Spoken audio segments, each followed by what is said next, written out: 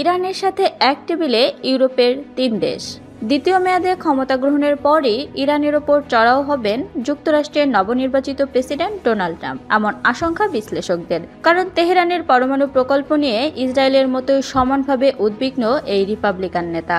আগের মেয়াদে ইরানের পরমাণু কর্মসূচি নিয়ে বিশ্বের শক্তিশালী ৬টি দেশ যে চুক্তি করেছিল, সেখান থেকে বের হয়ে যান ট্রাম্প। চুক্তিটির অধীনে নিজেদের পরমাণু সক্ষমতা সীমিত রাখার প্রতিশ্রুতি দিয়েছিল খামেনির দেশ।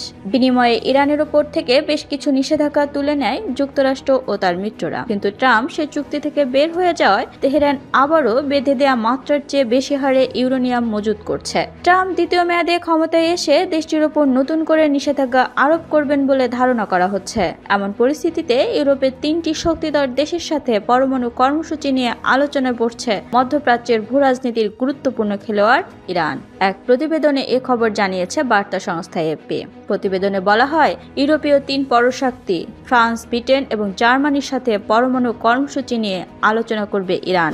নবনির্বাচিত মার্কিন প্রেসিডেন্ট ডোনাল্ড ট্রাম্প দায়িত্ব গ্রহণের ঠিক এক সপ্তাহ আগে এ আলোচনা হতে চলছে। সোমবার এক প্রতিবেদনে এ তথ্য জানায় বার্তা সংস্থাটি।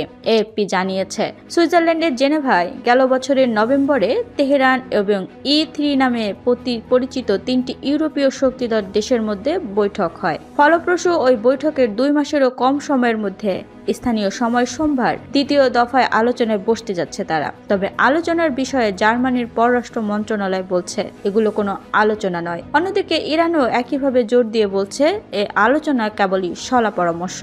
এর আগে গেল সপ্তাহে ফরাসি পররাষ্ট্র মন্ত্রণালয় জানায়, E3 দেশগুলো ইরানের পারমাণবিক কর্মসূচির বিষয়ে একটি কূটনৈতিক সমাধানের কাজ চালিয়ে যাচ্ছে। এই বৈঠকটি তারই ইঙ্গিত, তবে এর অগ্রগতি অত্যন্ত সমস্যাযুক্ত। বিশ্লেষকরা বলছেন, ২০১৫ সালে ইরানের সাথে বৈঠকের বিষয়ে আন্তরিক ছিল ইউরোপীয় দেশগুলো। তবে সম্প্রতি ইসরায়েলের সঙ্গে সরাসরি পাল্টাপাল্টি হামলায় জড়িয়েছে তেহরান। এতে পশ্চিমা দেশগুলোর অনাস্থা কুড়িয়েছে খামেনির দেশ। ফলে ট্রাম্প যদি ইরানের প্রতি কঠোর অবস্থান গ্রহণ করেন, সেখানে ইউরোপীয় দেশগুলো হয়তো দ্বিমত করবে না। এমনটি ঘটলে অবধারিতভাবেই নাজুক পরিস্থিতির মধ্যে পড়তে হবে উপসাগরীয় দেশটিকে। যদিও এ ধরনের চাপ ইরানের জন্য নতুন কোনো বিষয় নয় বলে মনে করছেন বিশ্লেষকরা।